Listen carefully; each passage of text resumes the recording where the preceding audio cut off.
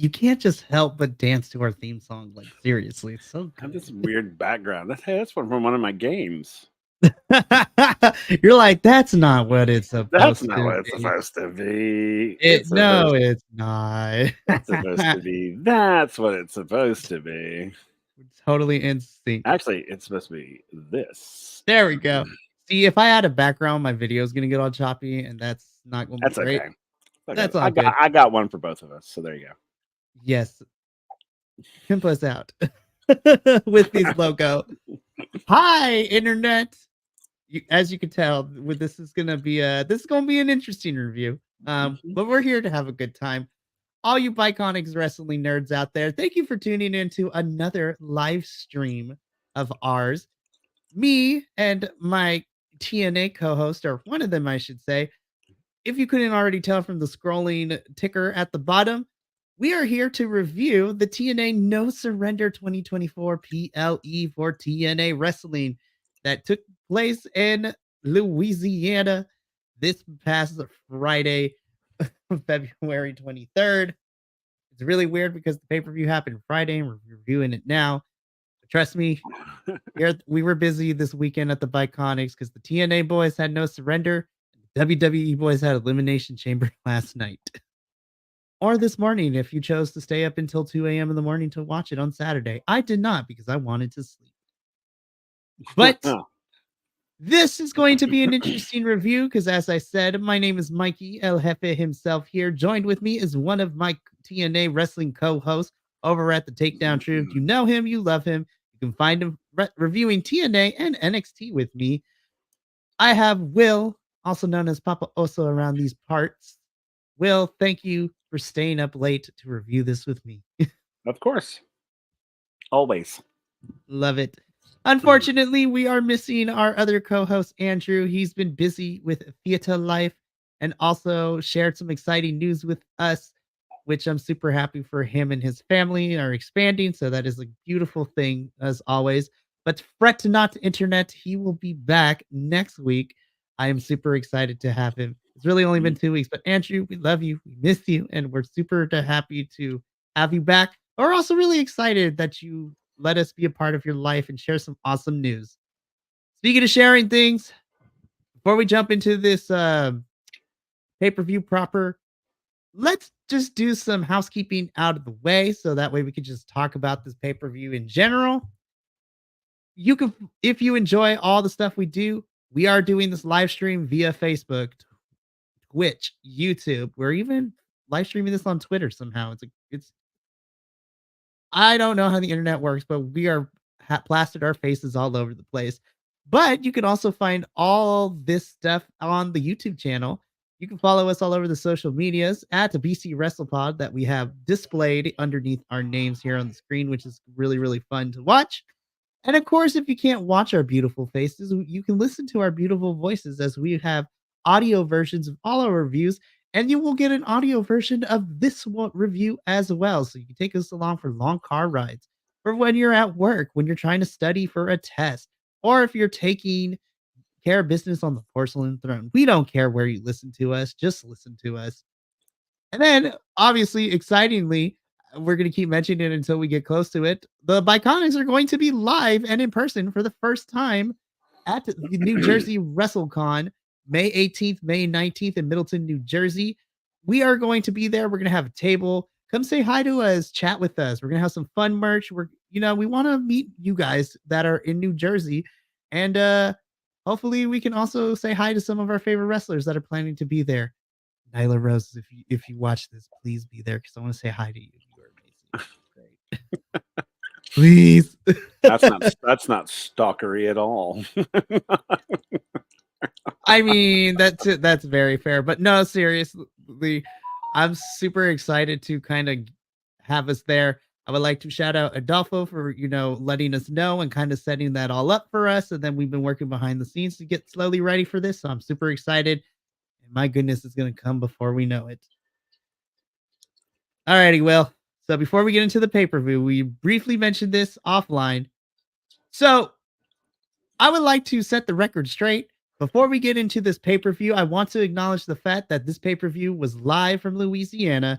And this is the first non-taped TNA thing post Scott D'Amore being let go from the company, getting fired from Anthem and from TNA Wrestling. We've already covered the extent of what happened, what went down, so we're not going to tell the whole story from the beginning. But No Surrender is the first non-taped TNA thing post Scott D'Amore being let go from TNA and being fired. And my biggest worry going into No Surrender was I was going to immediately tell the difference of Scott D'Amore not being there. But I have to say, I still want Scott D'Amore there. That's not going to change. But I was pleasantly surprised and happy that it didn't feel too obvious that things have changed. Now, granted, now that the pay per view is over, we're going to see how the weekly shows go because we got 2 weeks until Sacrifice, which we'll be back here in 2 weeks covering that pay per view. And then the real test for this new version of TNA without Scott D'Amore is going to be after Sacrifice when we have 5 to 6 weeks building to the next major pay per view for TNA in Rebellion, which is going to be taking place April 20th. But the reason I bring this up is because me and Will were talking before we went live that TNA locker room before the pay-per-view came on air and started for us watching at home. Eric Young led the TNA locker room, and they basically stated that the landscape for TNA has definitely shifted. Things are a little uncertain right now, and lots of people have questions. They are going to try their best to answer said questions, but the one thing that can be for certain, and this is Eric Young who's leading the charge and giving this promo before the pay per view went on air, that TNA is not going nowhere. They're going to continue to provide entertainment for those of us that have been supporting TNA, in this transition to be rebranded as TNA from Impact Wrestling. And the locker room is going to give it their all, and they're going to work through this uncertainty with us, but they ain't going nowhere, and there's no surrender with TNA. Eric Young is the perfect person you want to put in front of these people to assuage any worries, things like that, because this is a person who's been with TNA for the longest time. And honestly, not to say I wouldn't believe it if it came from somebody else, but for some reason, I was like, Eric Young, I believe it is going to be okay. We're going to make it through together. And that ultimately was pretty much the pinnacle of that message, is that we know what's happening. We can't really address it, otherwise we're going to get in trouble, but we're not dumb either. We're not going to pretend that it's not there. However, we are going to work through this thing together, and we are going to continue to support each other, which made me feel a little bit better after watching that. Now, I might change my tune given the couple of weeks once we start building to Sacrifice and Rebellion. But at least for No Surrender, it assuaded my fear before I started hitting play on this thing. Right. And I'm not a negative Nancy by any means, but I feel that we weren't going to see anything major happening in this pay-per-view. Because even the powers that be now understand that you can't just change something overnight and expect the fans to go with you. So I figured that this pay-per-view was going to be like what we were expecting, and it was. I mean, it came out the way I was hoping it would, and that there weren't any big major changes. But I think we're going to start seeing the changes in the weekly episodes, if there are any. Now, I'm saying that there are any. They may not change anything other than programming or whatever, but it'll be interesting to see in the weekly programs, because that's where they're going to start testing things. If they're going to start shifting something, that's where they're going to do it. They won't do it at a paper. I don't think they do it at a pay-per-view. No, and I honestly agree with you. I think we're going to start seeing a shift in the presentation probably of the overall product. And honestly, I don't even think we're going to start seeing that shift in presentation. I don't think we're going to start seeing the shift until probably after Sacrifice, because like I said, we have about 5 to 6 weeks after Sacrifice to build towards Rebellion. So I think they're going to start doing small changes. So we'll see what happens. Well, one thing that we didn't really talk about on our review too is the fact that Anthem is kind of making questionable choices because they chose to, enact Josh Alexander's extension clause. So, Anthem decided to re-sign Josh and to extend his contract for a year. So according to Fightful, he was already signed for 2 years, I believe. So they decided to the Anthem pulled the trigger to extend his contract. So now Josh is going to be there for the next 3 years, which is cool and everything. But I feel like since we were in the midst of Josh just starting his new contract, from a business standpoint, I understand because Josh is a hot commodity. You don't want him going Mhm. to other promotions. But after you fire the biggest cheerleader for this locker room and then you proceed to pull that move, it doesn't look good, Anthem. No. And so I think they're realizing it's like maybe we were coming in too hot too fast. But o- only, and I'm going to say this for a lot of this review tonight, only time will tell what's going to happen with that. But we cannot predict the future, but we can talk about what happened in the past. So let's just get straight into it. I love my little slideshows. It's so aesthetically pleasing to me. But we are here to review No Surrender. Honestly, these are kind of the right people to pick for this on this poster, especially our girlies on the right, which we'll talk about them later because that was the most surprising thing, but I was super happy for them. But let us just jump straight into it.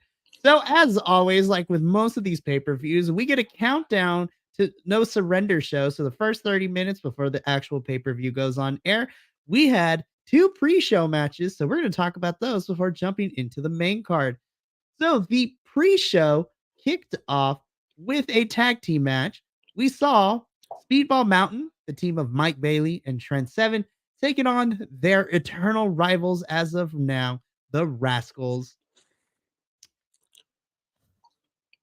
So it is no secret, and I'm kind of going to throw my co-host under the bus a little bit, but like in a good way. So it's no secret that Will is kind of getting sick and tired of seeing the Rascals do rascally, wily things across the locker room, which I totally understand, and I'm kind of getting tired of it too. However, as much as I wanted Speedball Mountain to win this match, it makes sense that the Rascals won, especially because the numbers game is still working against Speedball Mountain. And Mike Bailey's not really injured, but they played at the fact that Mike Bailey had an injured, like his leg was hurting. And we saw the Rascals continue to go after it anytime Mike Bailey was in the ring. I was really surprised because I have to say, I wanted more from this match. And maybe because I'm biased because I like Trent Seven, but Trent was kind of barely in this match. It was mostly Mike Bailey doing Mhm. 2-on-1. Yeah. I was like, "What happened? Trent, what happened?" Yeah, I know. Again, and yeah, I love. Let me put it out there before someone comes hating on me. I like the Rascals. I think what they have created is great. It really is. I love who they are. I love what they represent. I love them as character. As the players themselves, the wrestlers. They've created this amazing tag team. But my big thing is now everything's becoming predictable, and I think that when things are become predictable, you have to switch things up. And like whenever they announced that the Rascals are wrestling, I immediately am like, okay, they're going to win by shenanigans. Done. And that's usually what happens. It's very rare does it not happen. There's the occasional match where someone does beat them because for a storyline purpose. But for the most part, it's literally they come in, and we saw it in this match. The Rascals were the Rascals, and it was like, okay, all right. Give me I just want something different. I don't want them to change who they are. I don't want anything like that. But I want to see something new. I'm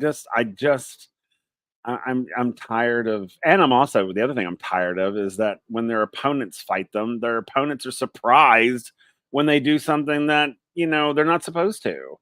I'm like, how do you guys not know that the Rascals are going to cheat in any chance they can get? Their And name is literally the Rascal. yes, and it's so funny, and it's frustrating at this point that And like I said, I always go back to that one with Rick Swan. I think it was when he like Rich Swan has dodged. been the Yeah, only person to yeah. realize it's like, I watch what you guys I know do. what you do. It's like, nope, you're not getting me with the spray paint.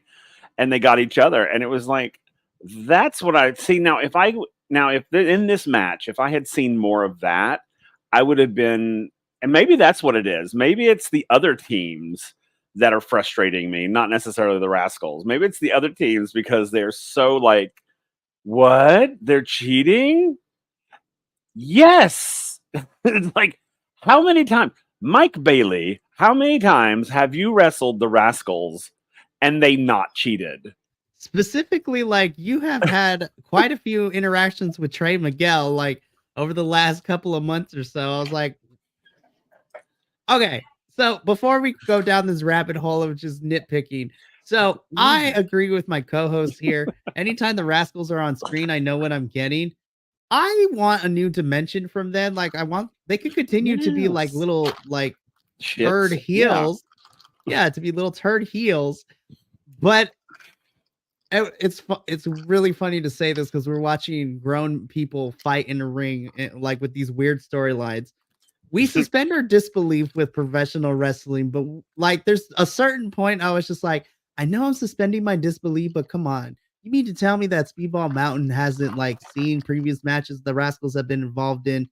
Now, thankfully, the spray paint didn't come into play here True. because what ended up happening and going through the match again in my notes, I have to give it to the Rascals for this one because they played offense and they played smart because they kept Trent Seven out of the ring as much as possible to isolate Mike Bailey because Mike Bailey had a leg injury, and I put that in air quotes because it's kayfabe. We know he's not really hurt, but the Rascals were smart in this match. They kept Trent out of the ring as much as possible. It was lots of 2-on-1, continuing to hammer away at Mike Bailey's leg. That shooting star press from Trey Miguel was a thing of beauty. I was like, oh my gosh, it was great. And then, of course, the numbers game eventually caught up to Speedball Mountain because Steve Macklin came out when the ref was distracted to chop block Mike Bailey to allow the Rascals to pick up the victory. So, Rascals win. They're celebrating with Steve Macklin at the top of the ramp. Trent Seven, being the British dad himself, goes and check in on Mike Bailey for all this. And I was talking to Will before we went live. I think that if it's not at Sacrifice, I can see this being a television match leading into Rebellion. I think that Macklin and the Rascals are going to continue to run roughshod over Speedball Mountain, which then will prompt Nick Nemeth to come back. And then we get the 3-on-3 that the three of us have been talking about the last couple of weeks of what we would like to see where this story can go. I want Speedball Mountain to finally start winning some things because even though they've only been losing they haven't lost too much, but I want to see them start picking up some steam because I was like, I don't want them to job out to the Rascals if that makes any sense. I agree. I'm ready for Speedball Mountain to do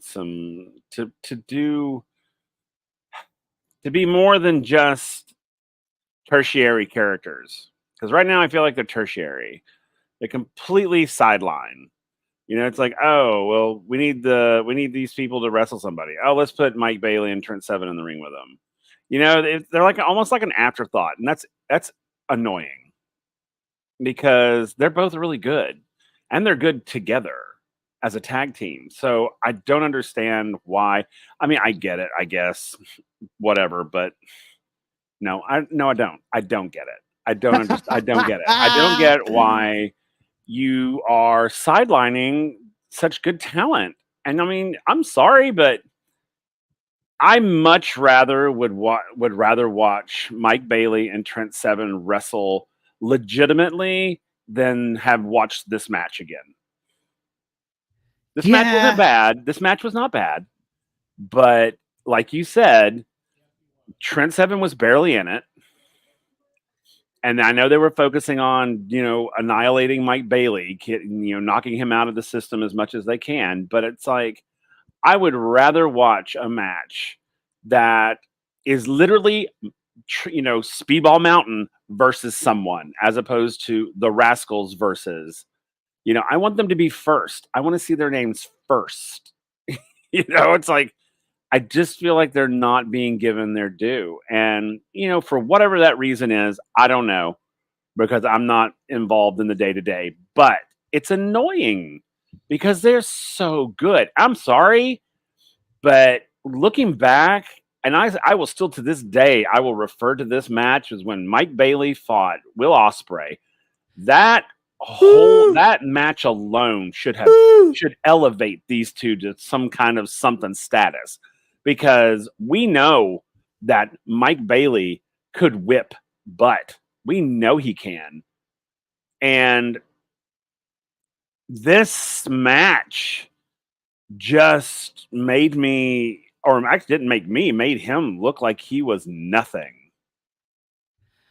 And that's annoying. Yeah, and I think for me personally too, I know that Speedball Mountain is a newer tag team, and so they're kind of a makeshift tag team. But I feel that because we have gotten pretty much they've been working together since Final Resolution back in December, so it's been about 2 months. I feel that we should be out of the makeshift tag team phase between Speedball Mountain. And so I know it served a purpose because they're still kind of figuring out how they work together as a team against an established tag team like the Rascals. But I'm ready for them to kind of go beyond the makeshift tag team phase and start winning. And again, I think they're finally going to pick up some steam once eventually, Nick Nemeth comes back and then evens out the odds and gets back at Macklin for, attacking him a couple weeks ago. So I thought this was a fun match, but I'm ready to see Speedball Mountain start to pick up some wins and kind of leave the honeymoon phase of being a makeshift tag team. Because you're right. Now that I think about it, I'm like, how does Mike Bailey go from wrestling Will Ospreay to losing the Rascals? No shade to the Rascals, but I mean, it's Will Ospreay. Like, come on. Yeah, I agree. Like I said, I love the Rascals. Don't get me wrong. I do. I love them. I want more now. I don't want the same old anymore. Right. I want more. I want more from them. I'm Yep. bored with what they have now, because it's like they've been doing this since they've been in their inception, and it's like, okay, yeah, great, we get it. Now, give me something else now. Yeah, give me something more. Speaking of me wanting more, we get our second pre-show match, which sees the System being represented by Eddie Edwards and Brian Myers taking on the Time Splitters, which is Kushida and Kevin Knight. So I'm just going to put this out there. Between these two pre-show matches, this wasn't a good start for any of our heroes on this episode. Like the faces in the countdown show, both face teams lost to the heel teams. I will say this match was more evenly matched than the previous one that we talked to. I think this was a better back and forth. Again, I gotta say I love Kushida, but Kevin Knight, man, he stole it from me because Kevin Knight is your high flyer. And I don't want to say that Kushida did bad, but I feel that Kushida needs to be matched against someone who's going to keep up with him because, again, I'm going to harken back to the triple threat between Vikingo, him, and Saban for the X Division Championship at Hard to Kill. That to me is the type of opponents that Kushida should face. Yeah. And Kushida and Kevin Knight are an actual tag team, so they were able to show that there, but man, again, Eddie Edwards and Brian Myers have kicked it into second gear, especially Eddie, man. Like, Eddie, since coming out of that long feud that we had with him and Frankie Kazarian, which, we don't have to revisit. No, and we've already awarded it.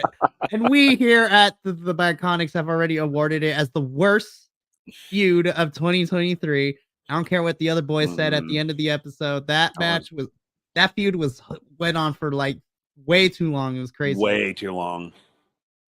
But I thought this was a fun match. This was more evenly out, of course. But man, this match had one of my favorite moves. It's become one of my favorite moves recently. But the backpack stunner from the top rope. Yeah. Oh my gosh, it's so good. But Toledo, man. You know, this is another match that I was like, okay, I know who's going to win this. And I don't think that's necessarily anyone's fault. I think that's just because they're really trying to get the system kind of established and they've got to win as many matches as possible. So I get that. But I am kind of tired of Kushida not winning anything. Again, another great, and Kevin Knight. I mean, another great set of duo of wrestlers that just aren't going anywhere. Right. And that's kind of frustrating. But again, you're right. Eddie, he's been on fire lately, and I love this new whatever he's got going. I love this. His wife still annoys me, but Eddie's great, and I think he and Brian Myers are a great tag team. I think they work well together. They communicate well together.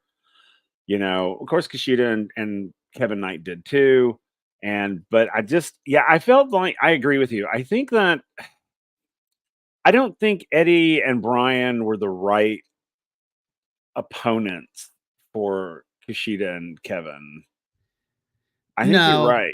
They need someone dare I say, they need a tag team that's closer to them, like in their style or their sort of aggressiveness, dare I say. But I don't know.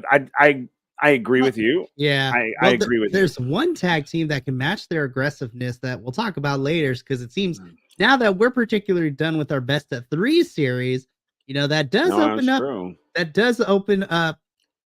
two of our tag teams. Yeah. Specifically, Oh, yes. Oh my God. so and we'll talk about my speculations too because what happened for the TNA World Championship match and the result of that, I think we're going to have everybody kind of start moving on. And I think again, my biggest issue with this match, and I can't really complain about it because it's a thing that Mm, professional wrestling does. The system kind of just showed up at Hard to Kill with no explanation. yeah. And so we have to give the system some wins in order to build up their credibility to be like, we don't know their origin story. They just showed up at Hard to Kill Yeah. one night, but they should be a force to reckon with. And Shelly, Kushida, and Kevin Knight are the current 3 that are in this feud with them to continually to, give them some wins to build up their credibility. But I think after tonight, I think everybody's going to move on to different things. So we'll Yep. talk about that. But I still thought this was a fun match. But It again, was. I knew that the system was going to win. And it just sucks that Kushida and Kevin Knight had to take the L once Mhm. again. Yep. But I will say this was a more even contentioned Yes. match than the first one because both teams were actually Active given in a it. chance to Yeah. go. Everybody was active in it. And, the numbers game didn't do anything. So that was our countdown show. So we get a video package to hype up No Surrender, and then we enter our first match on the main card, which this. So we were told this past Thursday that we were going to get Eric Young versus Frankie Kazarian. Then it was announced on social media and on the countdown show, the pre-show, that there was now stakes involved in this match because the winner of this match would go on to face whoever wins in the TNA World Championship match later in the evening at Sacrifice. So this is basically turned into a number 1 contenders match where the winner would get a title shot at Sacrifice in 2 weeks in Canada. So we saw Eric Young taking on Frankie Kazarian. And this was my first pleasantly surprised match of the evening Yeah. because of 2 things. Number 1, I was really surprised to see Frankie Kazarian get so much of the offense in this match. Usually it's 50-50 on a good wrestling Mhm. match. I want to say this was more like 70-30, maybe 30. pushing it Yeah. to 80-20, Yeah. 80-20, because Frankie was dominating for the majority of this Yeah. match. And Eric Young did his, I don't want to say did his best because Eric Young did fight back. He wasn't looking weak here. But my second thing, what I really appreciated is how the finish went down. Normally, I don't like surprise roll-ups as finishers because it's like, it's a cheap way to do it. But from a storytelling This perspective, and totally the fit. commentary sold the moment too, because this new version of Frankie Kazarian, he wants to be the king of TNA. Like whatever he says goes. He thinks his ego is getting the best of him, and that's what cost him the match. Is because his ego got the best of him. He argued with the ref, saying that it should have been a 3 count instead of a 2 count when he went to pin Eric Young, which allowed Eric Young to do a surprise roll up to win the match. And Eric Young is going to sacrifice to try to compete for the TNA World Championship. And I was pleasantly surprised from this match. This was Yeah. actually really good. While the wrestling was kind of hit or miss in terms of because Frankie got most of the offense, I think this was one of my favorite. This was at the top of my like top 3, top 4 Yeah. matches of the evening because the storytelling in this is Eric Young played it smart and fed into let Frankie's ego kind of be his downfall. A la Yep. Icarus flew too close to the sun and he was able to take advantage. Yep. Yes, I agree. This match, I was completely surprised by the ending of it. I thought for sure Frankie was going to win this one. I really did. Mainly because he did. He dominated this match. I was like, holy goodness. I mean, he was fighting for blood. And I thought, but then of course in my empathetic soul was just like, oh, poor Eric. Poor Eric. He's just getting like beat down. He's just getting beat down so badly. I Just like, think at one point I quoted Hamlet. This is like, "Oh, Eric," it's like it's like he hardly knew you. yeah. I I was was like, like oh writing a my whole God. eulogy for him. I was like, "Oh, this is gonna be a bloodbath." Yeah. And you're right. And you saw it happen. You saw Frankie's ego get in the way, his hubris, and then Eric Young took advantage of it. And I don't diss him for it. I'm like, absolutely. And I agree with you. I think the surprise roll-ups are kind of like a cheap way of doing things, but this worked because literally it was like, oh, I know what I need to do. Frankie needs to, I need to basically poke at his hubris. And that's what he did. And man, I've never been, and I love Frankie Kazarian, but I've never been so happy than when Eric Young won that match because I was like, yeah, you show him, after he beat you down, after he was your friend or whatever, and then he beat you down. You take that match from him. I was like, yes, Also, get revenge for him sending Big Damo after you on the go home yeah, show. I was just like trying to get ghosts of your past to take you out. exactly. Like Oh man, yeah, like I said, the wrestling itself maybe wasn't necessarily like the most mind blowing thing, no, but it was a fantastic match between 2 veterans of the craft.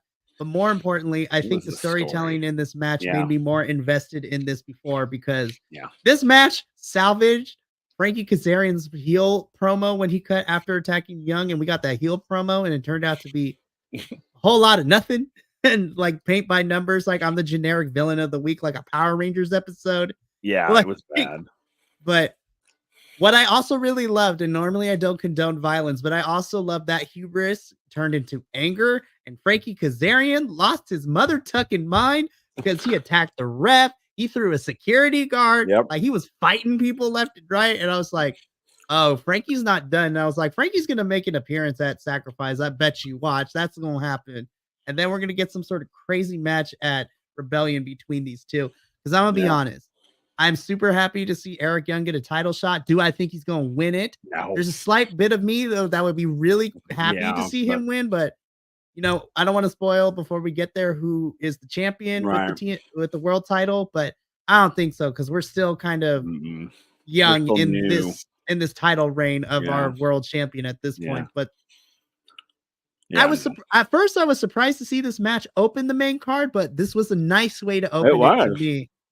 It was. It was a good opener, I think. It was a good appetizer because Mhm.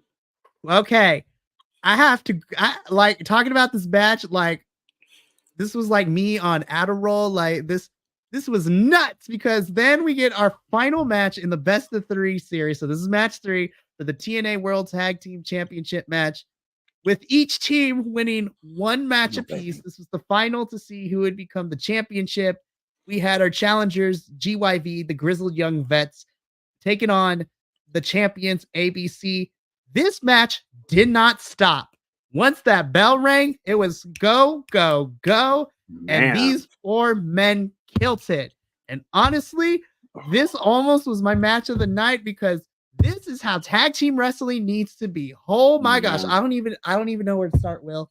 I don't I don't know where to All start. I know is that I was exhausted after watching this match.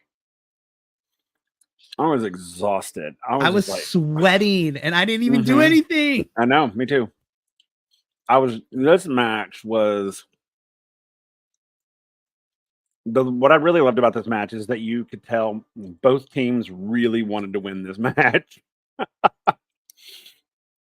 And they were both winning, and they were both, whether no matter what they're saying out loud, both of them were like, if we could lose this match, we cannot lose this match. So they were fighting for their very lives, is what it felt like. And it was just go, go, go. There was not a dull moment. There was, and what I mean by that is there was not a moment of like nobody was still. I mean, bodies were moving constantly and just all over the place. And of course, Grizzled Young Vets, man, they are like brutal, and it's like, and I love I love how ABC and Grizzled Young and GYV, their styles are so different and yet very similar because they're both teams are sort of like almost like street fighting is what it feels like a lot of times. And like these two groups got together in a dark alley somewhere, and then they're fighting it out in the alley. I I would love to see these two teams fight in like a no holds barred match. Like everything's available to you, use it. I would love to see that because I think these four would be super entertaining. I mean, after this match, I was like, they need to do something cool with these guys. Like these four. They need to have another match with them and like, I don't know, something that's got to be crazy, crazy because I was so exhausted at the end of this match. I was literally just like, oh my gosh. So, yeah. And I think I chose GYV to win this match, but I was totally fine with the ABC winning. I was totally cool with it. I really like ABC. I really do. I love ABC. GYV put up a heck of a fight, and Mhm. this match was given some time, which is Mhm. what I wanted to see.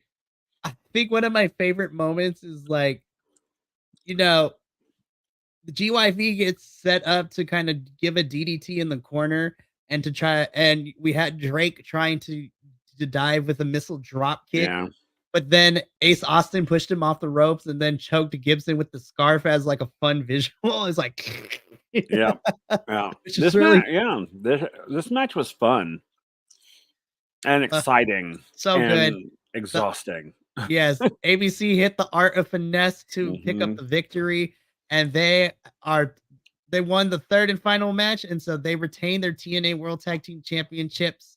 As we mentioned before, it seems that we're gonna have everyone kind of start going separate ways as we get ready to build the next couple of feuds. I would actually like to see the Time Splitters take on GYV in a match. Like that's what I was Yeah. alluding to, because Yeah. now that it seems we're gonna take ABC and GYV and like make them go their separate ways for now, I would love to see GYV go up against Time Splitters because I think that would be a fantastic match. And honestly, with the system picking up as many wins as they can, I wouldn't be upset if ABC challenges the system or the system challenges for the titles next. Only because I think ABC and the system with Mm, Brian Myers and Eddie Edwards would be a fantastic feud as well. I The agree. men's tag division, there's so many good men's tag teams in this division that I think really good. You have GYV, ABC, You have the Rascals, you have the System, and you even have the Good Hands too as like our jokey tag team too. Like there's so many good tag teams. This match was almost my match of the night, but I will reveal my match of the night when we get there. But this match had me tired. Mm-hmm. So I didn't write all the backstage segments we got because I only picked the ones that kind of like were stood out to me in a little bit. So this is the first one where Macklin and the Rascals are celebrating backstage and they're talking their smack and basically says that Speedball Mountain doesn't have a chance, of taking them out. I was just like, the only reason I wanted to bring this up because it leads into my theory that Nick Nemeth is going to come back and he is going to even the odds, and we're going to get something with these six, which I'm super looking forward to. So now we're going to talk about probably the most decisive match of the evening, because at first I didn't like it upon first watching. And then I watched it again and thought about it. I was like, I didn't hate it as much as I thought I did, because if this leads to where I want it to lead, then I'm okay with this. But then I'm still struggling with this. But we get into PCO versus Khan. I will admit there was nothing inherently wrong with this match, but this was my least favorite match of the night. And it's only because we had a DQ after only 4 minutes of wrestling. But then the beatdown and the match that happened, like the fight that happened afterwards, was actually really fun. I'm torn though, because I was like, I want to hate this match, but I can't because of what we got afterwards. And I'm hoping this sets up my Monsters Ball match that I want, man. Give me a Monsters Ball. Sorry, I'm violent towards Monsters Ball. But let's talk about the match before, the Ultimate Street Fighter, like back alley brawl that we got after the DQ happens. Because this is okay. Yeah. I mean, this is your standard like big man slapping big man meat match. Like these are two big boys. They're gonna fight each other. I mean, at first I didn't want to take Khan seriously in his like checkered polo. I was like, bro, we got to get you better wrestling gear. But yeah. I was like, this was okay. Like, I mean, all right. There wasn't anything spectacular about it. I mean, not really. I mean, it wasn't a bad match. It was just like, eh. I mean, I love PCO. Anytime PCO fights, I enjoy it, because I know that there's going to be some kind of undeadness to it. But I don't know. I agree with you. I think this is probably my least favorite match of the night, even though it wasn't a bad match. It was probably my least because I don't think that it was necessarily. I don't feel that there's really any story to it. Like it just sort of happened. No, in the grand scheme of things, it just kind of happened. I honestly thought this would be in the pre-show. I really did. Honestly, if they had switched this with the system and the time splitters, I think that would have been a better choice. Agreed. And I wanted to hate this match more than I do now, because at first I was like, I wasted my time. This was a 4-minute match. Again, I wasn't expecting it to go long, but I was like, really, this is what we're getting? But then I thought about it. I was like, no. Upon second viewing, I thought to myself, this is the right decision to go. But you can only watch two big boys constantly hitting each other for so long.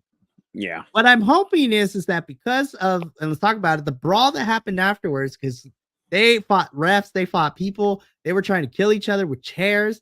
There was some nut shots at the top of the ramp, low blows, like Khan's like choke slam onto PCO on top of the stage hurt my spine because it sounded really, really bad. I was like, not the stage, not the back. What I'm hoping this leads to, and I'm going to manifest it, and I don't care what nobody says. What I'm hoping this leads to is I want a street fight, but more importantly, I want a Monsters Ball. Give me a Monsters Ball match. I just want PCO to be our master of Monster Balls. Yes. Because Monster Ball matches is where PCO shines. And honestly, I would love to see what Khan does in a Monsters Ball too. You have two monsters of men, and in a Monsters Ball match, anything goes. I want this. If I'm hoping this takes it to the next stage where now it's like, oh, okay, so DQs are gonna happen. All right, street fight or Monsters Ball, but let them tear each other to pieces. Literally, the next pay-per-view is called Sacrifice. Let them sacrifice their bodies and have a street fight or something of that extent. I agree. I'm hoping it leads to something that goes to the next step, the next level of match types. Because if this is a one and done, I was just like, okay. Yeah, I agree with you. Totally. Absolutely. All right. So we go from two men beating the tar out of each other to two teams of women beating the tar out of each other. Okay, I need to prepare myself because listen, all 6 women that we got in this whole entire segment, I was just like, these are my girls. I love them so much. But it is also really nice that we got to see this match actually give some time because next up was the TNA Knockouts World Tag Team Championship match. We had our challengers, our girls, Masha Slamovich and Killer Kelly of MK Ultra, taking on the champions of Rosemary and Havoc of Decay. This match was a lot of fun. This match was pretty kick ass. I was like, I knew it was going to be good, but then this is the third green flag as I'm giving it here because I was truly not expecting MK Ultra to pick up the titles once again on this one. I wasn't either. I was shocked, and don't get me wrong, I would have been happy either way, but I had picked Decay because I was like, oh, okay, they just won him at Hard to Kill. They hadn't had him for long, so nope.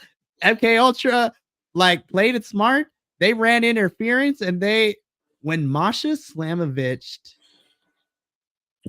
like interrupted Rosemary's spear to hit the snowplow on her for the win, I was shocked. I was like, I was not expecting MK Ultra to pick up the titles here.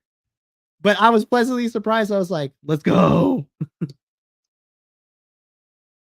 Oh, I agree. I was shocked. I didn't think that they would take the title away from Decay so quickly. But I'm okay because and we were talking before we started recording that I just think that MK Ultra, I mean, I know it hasn't been that long, but like they lost and then they just disappeared. Like we were constantly like, where are they? Where are they? And I'm just glad that I'm glad they're back. I was super excited that they were back, that they were just in the match. I didn't care. I think I picked Decay as well because I thought, no, there's no way that, there's no way that they're going to lose these titles this soon. And then, boy, man, was I surprised. I was totally just like, wait, what? What just happened? I mean, I was excited and I'm happy for it because, yay MK Ultra because we love you. Decay, we love you too. But I was pleasantly surprised. I'm shocked, but pleasantly surprised. I truly am.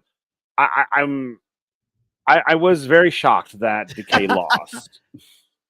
I mean, I can't say it enough. When I was watching this match, I after it stopped, I had to pause and had to sit there and think about it for a second because I was just like, did that just happen? I mean, like seriously. I mean, we were talking again. We were talking about it before we went live, but I don't know where they're going now. I hope. And here's my fear. Oh God, here's my fear. Is now we've got MK Ultra back in the saddle, and now Decay's going to disappear, and that's gonna kill me. I mean, because I love Decay. I love this whole new. They are awesome. And so I'm really kind of hoping they don't go the way of MK Ultra did when they lost. Because I want to see Decay fight some other people. It doesn't have to be for a title. I want to see them like come out and fight whomever. But I don't know. It was a great match. Love this match. Boy, howdy did I love this match. But it really did. It surprised me. It did. Totally. And yeah, And one thing I will say is that normally I don't like titles flip flopping between people like so quickly in succession because, like I said before, Decay won these titles at Hard to Kill and they've only had them for about a month or so. But what makes me a little more optimistic about it is what happens after the match Mm, because MK Ultra go to continue to beat down on Decay, but then we have Danny Luna and Jody Threat, the team that I'm calling my unintentional lesbians, yes. come in for the save. And so now it seems that we are going to be starting a program between MK Ultra and Danny Luna and Jody Threat because in hindsight, leading into this match, Masha beat Jody, but remember, Killer Kelly lost to Danny Luna Mm-hmm. not that long ago. Hold up, I gotta highlight this really quick. Our buddy Andrew's on break from tech, and he's like, "It's all about Luna Threats. That is what I want their tag team name to be now. Yeah. Luna Threats, please. That is so good." But I'm more okay with MK Ultra beating Decay, even though they haven't had the titles for very long, because now we're building towards MK Ultra and then the Luna Threats, as Andrew has coined them. We're calling them now. So Luna Threats, also known as my unintentional lesbians. I love it so much, but I hope that Decay doesn't disappear from TV because I feel that there are a few other things that we can do with them in terms of giving them storylines and feuds that don't have to be around the title. But I love this match and I like seeing titles and title changes mean something at an event, even if this is not a big four pay-per-view, which I think is super important because Lord knows other promotions have a hard time of making women's tag teams matter, Mm-hmm. and TNA has done a good job with making the Knockouts tag team division like matter, even if it's only 3 teams right now, which hopefully that will change as we continue forwards because I would love to Oh, see more women's tag teams make their me way into the too. Knockouts division. Me too. So we go from there. So these first sets of matches were fun. You know, they set us up. They were a good time to be had. But then the next couple of matches, I was just like, my body was not ready for all the things that happened. And we start off the second half of the pay per view with probably the most hard hitting match that I have seen. And that was Josh Alexander versus Simon Gotts. Jiminy H. Christmas, Will. This match was a slobber knocker, as the kids say. Oh my gosh. This Yeah. this match was, oh my goodness.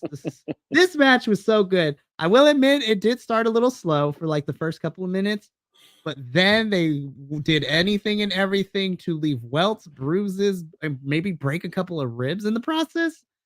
Jeez Louise, this was intense. Yeah, this was another one of those. I was exhausted afterwards, and I kind of figured, going into this, I kind of figured this was going to be a heavy hitter. I really did. I was like, this is going to hit hard. I think this is going to hit hard, and boy, did it ever! Like, wow! Like I the the power, the sheer power behind all of the hits from these two men was inhuman. That's all I can say. It was so. I thought for sure people were going to be taken out in an ambulance. I literally was like, someone is going to either get seriously injured because these two men want to destroy each other. This match was personal. There was nothing professional about this match. It was pure personal. And This match was the embodiment of talk ish get hit. Like I mean, this was truly a full around and find out match. And I was just I was my jaw was on the floor. I was gobsmacked. I was just like the whole time. Because I didn't know much about Simon Gotch. I mean, I saw the one match that he did, but I don't think that really showed us anything. But man, when he got in the ring with Josh Alexander, and they started fighting. I was just like, holy shit! I was just like, I wasn't prepared for it. I was not prepared. Man, it was a good match. It was so good. Of course, I think most of Josh's matches are pretty darn good for the most part. You know, you put a this is that's what I like about Josh. If you put him up against an opponent that is equal to him, the match will be unhinged. And boy, and it was totally. Like I was also tired after this match because I f- this was a hard hitting match, and oh my goodness, that combo finisher that Josh hit, with the backbreaker into a nasty looking C4 spike for the win. This was an awesome match, and I thought this is super fantastic. And it continues to showcase that Josh Alexander is that dude. He's a reliable talent to have in TNA. And like he always has really good matches. I c- Within the last year and a half, 2 years, I can't really find a match that I didn't necessarily like from Josh. I actually really hope this isn't the last we see of Simon. I really hope he sticks around for a little bit in TNA for a little bit I agree. because I would love to see them run it back one more time in another Yeah. match. And if I they want to was make this a trilogy match, I'm totally okay with it. Oh, I agree. You know what I knew this was a serious match? And it wasn't until towards the end of it really, but it was when Simon knocked Josh's headgear off. I was like, "Oh crap." We love some good symbolism in wrestling, man. Like when you knock off someone's ring gear, you activated like the second wind for them. Mhm. Mm, and man, did you. I mean, then he hit him. I mean, he did. He hit him with that backbreaker, and then his C4 C4 spike. spike. I mean, honestly and truly, I felt like when he did that, I felt like I don't think he's done. I was like, I thought there was going to be more after that because I thought for sure that Simon was going to be like, yeah, just shake it off, and let's do this some more. Yeah. I mean, I was literally waiting for it. I really was because that was just the momentum of this match. It was so like, there's more. There's got to be more. There's because what I loved about this is anyone who doesn't know the history between these two men, you could feel the history in this match. You could feel that there was this vitriol for one another, in just in the way it was happening. I mean, it was man, it's got my heart pumping right now just talking about it. It was so crazy. My goodness. Crazy good. This was an awesome match. And again, I want to see them if I hope Simon sticks around in TNA for a little bit longer because I would love to see them do another one and then do a rubber match for the end of the trilogy. Because if this is just a preview of what these two could do, I would love them to continue to fight for a little bit more. So, but Yes. and honestly, I think right now, I think this is a good way to keep Josh busy because he's had the prior to his injury, since Josh held that TNA World Championship for such a long time. I don't think it's necessary for Josh to be jumped straight back into the title Mm-mm. pictures anytime soon. Because look, between he had 2 matches against Osprey. He got to team up with Zack Sabre Jr. at Final Resolution. He had a baller match against Alex Hammerstone at Hard to Kill. Mhm. Just continue to give Josh really good opponents, and I'm gonna continue to be interested in him, even if he's not in the title picture right now. Mhm. That's the He great thing. I don't think he has to be in the title picture. I don't think so either. But speaking of people who are probably not going to be in the title picture anytime soon, we move on to our TNA World Championship match underneath No Surrender rules.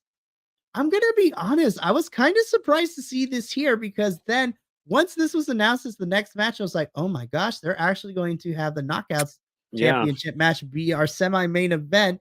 And then, of course, we were told at the beginning of the show that the X Division Championship was going to main event the show. It's like, what?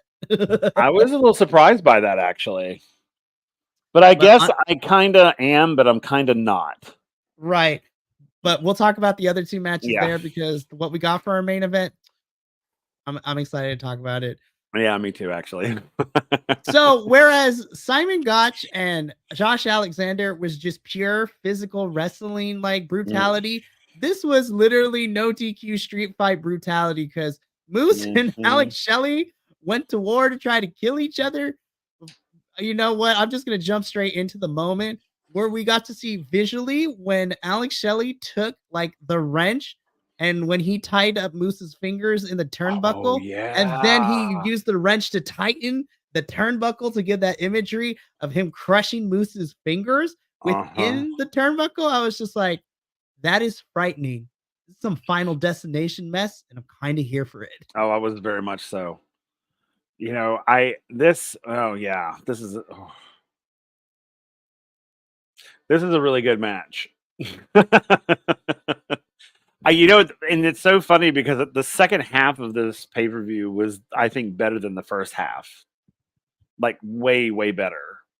And because it literally just exponentially every match got stronger and stronger and stronger. They elevated it in different ways for each match. And this one was no different. I mean, I knew going into this, Moose is going to retain this. I knew that. We all did. Everybody knew that.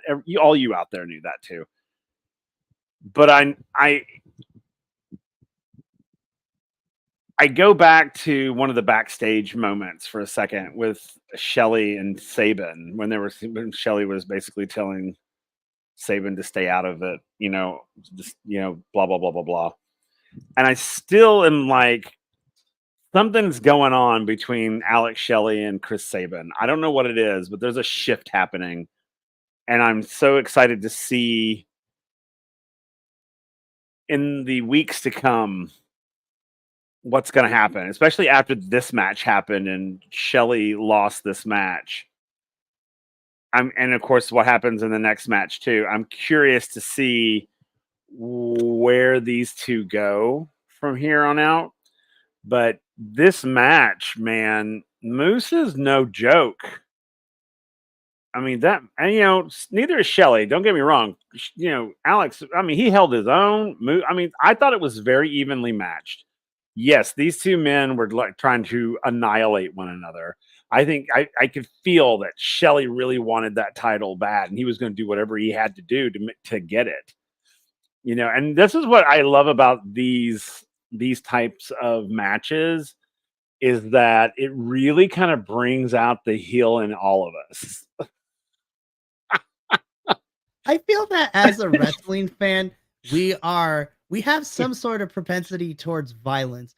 Some of us, and there's varying levels. There's some of us on the extreme end who all we do is watch nothing but GCW hardcore matches. There are some of us that don't like the sight of blood or violence like that and just want to see the wrestling. But I feel that all wrestling fans have some sort of propensity to violence, whether it be we want to see more physicality in matches, we like street fight matches, and TNA, I already said it before, I love me a Monsters Ball. Monsters Ball are my favorite kind of stipulation matches where violence can happen. But I'm really happy that they utilized something new for this match and contested under No Surrender, where the only way to win is to have somebody throw in the towel.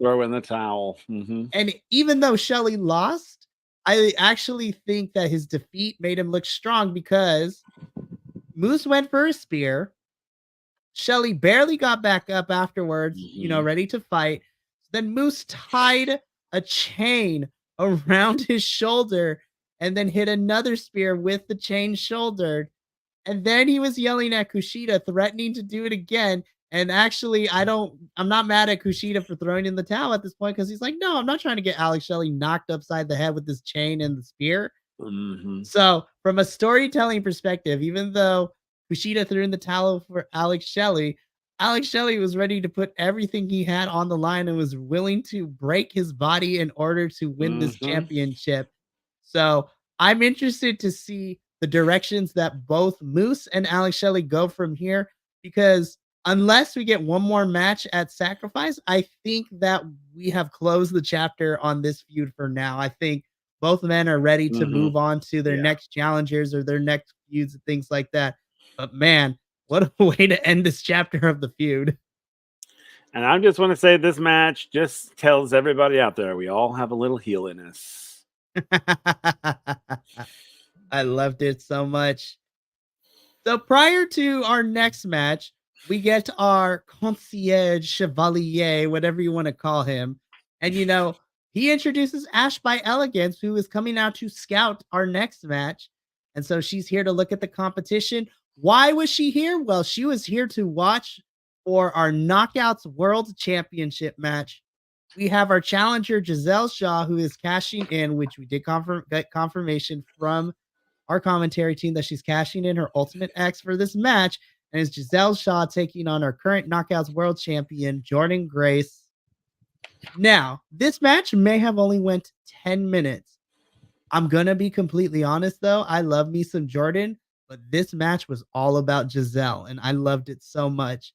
Giselle had my favorite move of this match when she hit that Spanish fly from the apron onto the floor with Jordan, where she grabbed her and they both did the Spanish fly Oh flip yeah. onto the apron floor. I was just like, yes. I was like, Beautiful.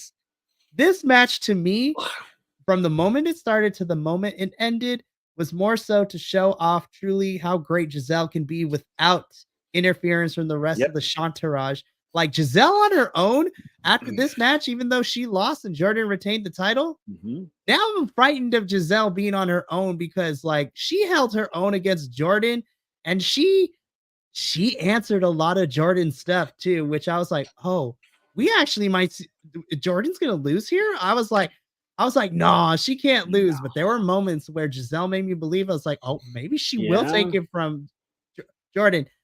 This was match pleasantly surprised me because on paper I was like, well, Giselle's gonna lose, man. This is not gonna be good. But Giselle No, proved it me was wrong because I was good. like, oh, maybe she's gonna win this. And there were moments where it's like, oh, they're gonna let her win. And Jordan, what I even loved even more is that Jordan barely was able to beat Giselle because she barely got the Grace driver, the Juggernaut driver, in to be able to pin Giselle. And that was a quick sequence too. She's like, I need to put Giselle out now because she's this is not the same Giselle I Mhm. know. Yeah. No, it was. Yeah, it was this. I mean, man, you're right. This, and I love that they did make this all about Giselle because I think this was an important match for Giselle, even though we all knew on paper she was not going to win, but she did win in the fact that I believe now that Giselle is a solid solo wrestler now. Like truly a solid solo wrestler. Doesn't need the Chantarage, doesn't need any of those folks. That I think that I've been thinking this for a little while actually. I've been thinking that Giselle needs to be her own thing. I mean, I have been feeling that kind of lately.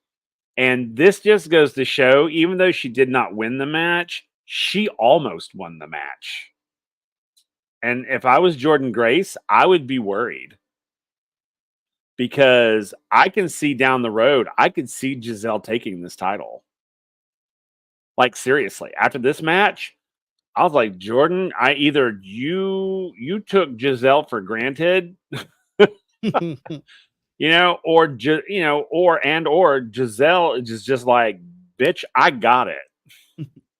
See, and what I hope comes of this, because I feel that this match secretly did some work in terms of character dimensions, because this match made me believe there were points where Giselle was going to win, which means that if Mhm. TNA, sees what we see, I would actually. Okay, I'm gonna put my Booker hat on for a hot second. Hang on, let me get this thing. Okay, booking hat is on now. We have props here, so so hear me out. This is what I would like to see. I don't know if it's going to happen, but this is my perspective. Because this match did a really good job of setting up Giselle for something in the future, what I would like to see is at Sacrifice, I would actually see, even though it's kind of soon, I would like to see, even if it's non-title, I would like to see Jordan versus Ash by Elegance, so that can be the match for Sacrifice. But then I want a rematch between Jordan and Giselle at Rebellion. And if I'm being honest, I would love to see Giselle beat Jordan and take the title off of her at Rebellion. Or if we don't want to throw Ash to Jordan quite yet, let's have a triple threat between Jordan, Giselle, and Ash at Rebellion. That'd be cool. I'm here for Like, that. but whatever route TNA decides to take, I hope that at the end of Rebellion, we will see a new Knockouts world champion Giselle Shaw, because I think it's time for Giselle to finally win a championship because she's been here for Mhm. almost 2 years at this point Yeah. in the I just company. I think they just had to get her out from underneath her entourage people. I really do. I think they needed to separate her at and put her as a solo performer. I really do. Because I mean, because to be honest, and it's all of these wrestlers who have like entourages or whatever you want to call them, henchmen, side whatever. They're so much. They're basically slaves to that. Once you've created that, that's who you are forever. So, and what I love about Giselle is that in order to advance her story, she literally eliminated each one of them in some way or another, and now has literally stepped out and has said to the world, I am a solo wrestler. I can hold my own. When she That's what this match was. I really believe this was her coming out as a solo wrestler. Like, we're going to see her on her own, kicking some serious butt, and working her way back to this again. And I agree with you, Mikey. And at least I hope that that happens, is that she does take it, and then Giselle becomes our new knockout world champion eventually down the road. I mean, I don't think right now, because she's just now establishing herself obviously as a solo wrestler, so she's got to Continue to build up build to that. that. But I hope by the end of Rebellion, I would love to Mhm. see Giselle take that title at Rebellion. Me too. I agree totally. That would be amazing. It is. And with Ash being in this mix too has me very intrigued because I you have Giselle still circling around Jordan. Ash is waiting in the wings. Like, Hmm. I think this has the potential to be a really good story for the next month or two leading into Hmm. Rebellion between these three women. I agree. So, really quickly, the other backstage segment I wanted to make sure that we covered is we got to go backstage real quick. We saw a quick promo from Jake something. So Jake basically says that he's watching the main event tonight between Chris Sabin and Mustafa Ali because the X division is not about weight limits, it's about no limits. And whoever walks out of this match tonight as champion better be ready because Jake wants a chance and wants a piece of that title, Mm, which and we're going to mm, talk about the match itself, but mm. I'm ready to see Jake hold the singles title. Like, I think it's his time to win this title. Yes, I agree. Jake I'm can super Jake can hold me. I mean, he can hold the title. Mm. But that we get to our main event, which is for the X Division Championship. Challenger Mustafa Ali taking on the champion Chris Sabin. I'm burying the lead here. This was my match of the night. I knew this was your match of the night. I knew it. God. Look, I okay, knew it. so let me explain. And we talked about this on the Go Home show. We were robbed of Mustafa Ali at No Mercy and what would have probably been a really stellar match between him and Dominic Mysterio because WWE some reason decided to let him go. And so I'm just happy to see Mustafa Ali on my screen again in TNA, which I think Ali is a fantastic wrestler. He's always been, but he's never necessarily gotten the best, fair shake. And for TNA to have him come in for a little bit is awesome. But outside of my bias for Ali, this match was really fantastic. And this is what X Division means to me.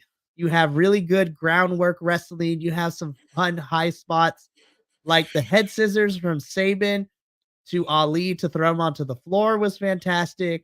I thought Ali got decapitated when Chris Sabin threw him into the bottom turnbuckle and it looked like he ate it. I was like, oh, he almost got decapitated. There were high flying moves. Ali was being super healy by being super disrespectful to Sabin. Like when he did like the dog, like kind of like kicking dirt after they go to the bathroom towards Sabin. Yeah. And from an in-ring psychology perspective, I love that Ali was playing mind games with Sabin and like getting him riled up so Sabin would lose his cool and his emotions would get the better of him. This match was fantastic. I don't care what nobody says. This is my match of the night just because I love Ali, but I think overall the match itself was really fantastic. And of course, Ali picks up the victory here, which means that I would love to see Ali versus Jake something at some point. Like that match is going to be fantastic, but I will if I don't stop talking, I'm going to be here all night gushing about this match. But Will, what did you think of our main event? I liked it. I thought it was a great match. I really was. I figured that Ali was going to win as I was watching it. I was like, oh, Ali's going to walk away with this. I think it's starting to feel that way, especially since the Alex Shelley thing happened earlier. I was like, okay, I was like, Sabin's going to lose this because something's going on between he and Shelley, and I don't know what it is yet, and I'm curious to find out what it is. I was excited that Mustafa Ali is now the X Division champion. I think that's fantastic.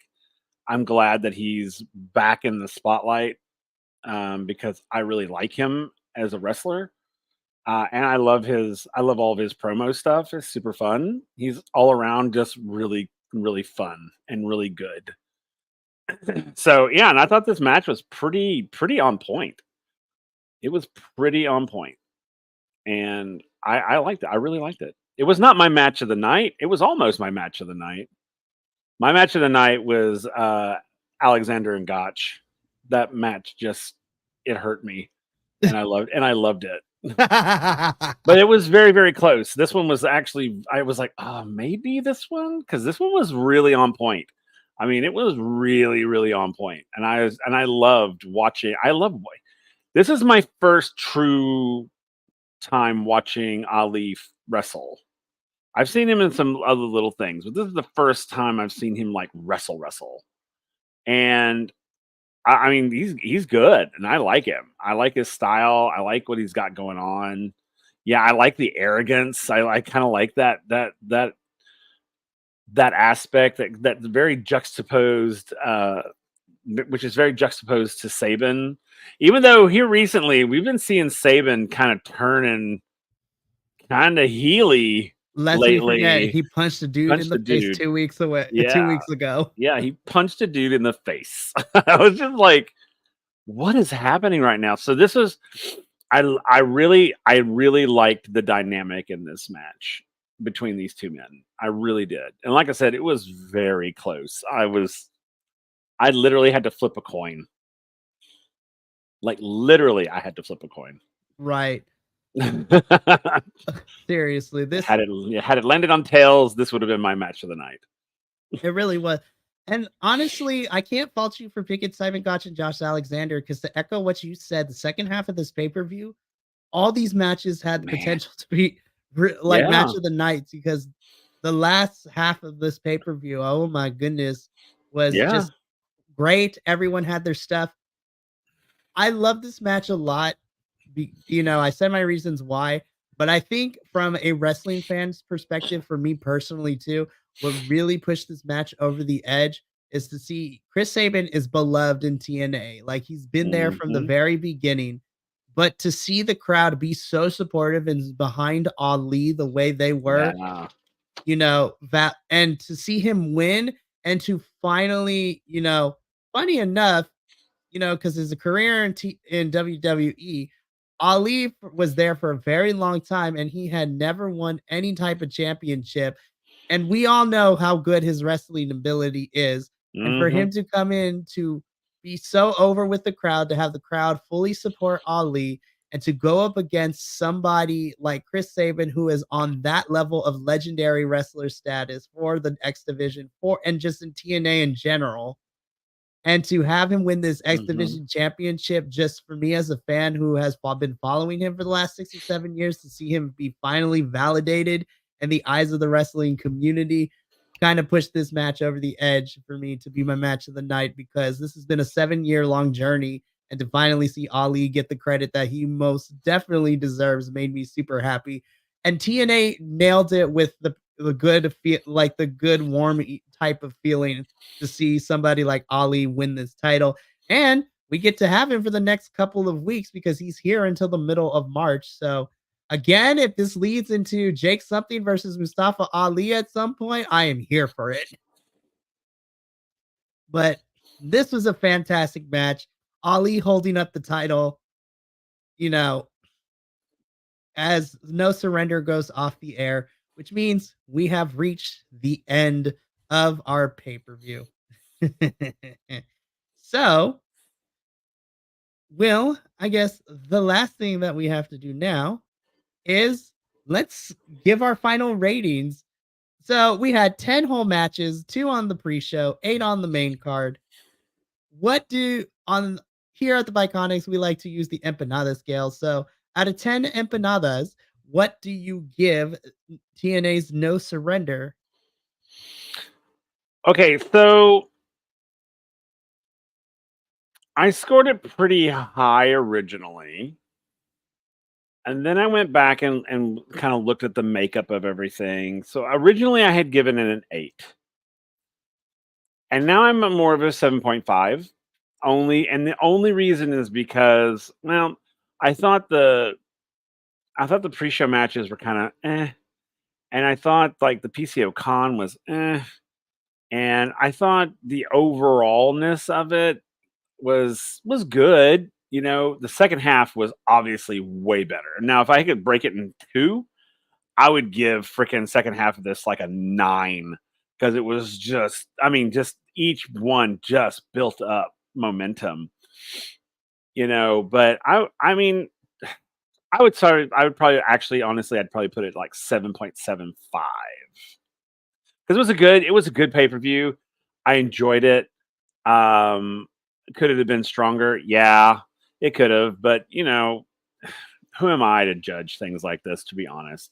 My 7.5 is somebody else's 10. I mean, it's that sort of thing, but I really enjoyed it. I really did. I just thought that there was some logistic issues, and that's kind of what knocked it down for me a little bit. And of course, the PCO con being where it was, I don't think it should have been there. It should have been in the pre-show. The system and uh, uh, the time splitters or whatever, they should have been in the actual main card. I just, and then I thought, the Eric Young Kazarian fight was a little mushy in the middle. I mean, it was, it really didn't start kicking off really, I think, till after PCO and Con. After that match, then it was just like uphill, like boo, like into the moon. I mean, it was so good. So yeah, I'd say about 7.75 for me. Empanadas. Even though I Well, like tamales better, but I love that. I mean, I graded it a little bit higher, but not by much. I gave this a 8 out of 10 for me. If I were to give a letter equivalent, because Andrew's not here, so I gave the show a B minus, hmm. because like you said, if I divide the show in half, with including the pre-show and the first half of the card, I would have given a 7. And then the Hmm. second half from Simon Gotch, Josh Alexander onwards was a 9 out of 10. So Hmm. so combine that together, I was like, give it a middle of 8 for me. So obviously I knew it wasn't going to reach our really high ratings that Hard to Kill was. Mm. Because 9.5, 9.8, 9.75 is like Yeah. that's still the highest rated pay-per-view so far this year for me. Yeah, me And it's only too. February, which is really crazy as you see. But I still think, for as much as I was worried to see where this pay-per-view would go, since this is the first live thing post Scott Demore being let go from the company, I was pleasantly surprised. The talent was great. I had a fun time. I'm super happy to see one of the titles did change hands today, so which makes me excited of where we build this feud. But I'm excited to see where this leads because it's going to be a quick turnaround because we have 2 weeks until Sacrifice. Right. Uh, we'll be back in 2 weeks to review Sacrifice. Spoiler alert. But Will, unfortunately, that does bring us to the end of another Grapple Gurus review. You know, I'm sad that we are done, but fear not, wrestling nerds out there. Stay tuned tomorrow because you will see my lovely face back once again. But I will be tagging out the TNA boys and I will be tagging in the WWE boys because me, the professor, and we're not sure if it's going to be Mini or Senor Luchadont who shows up to the pay per view review, but the three of us are going to be covering the Elimination Chamber review tomorrow night. So you get two for the price of one. So make sure to come on back because we have a lot of opinions about the Elimination Chamber. And I'm just going to give a little preview.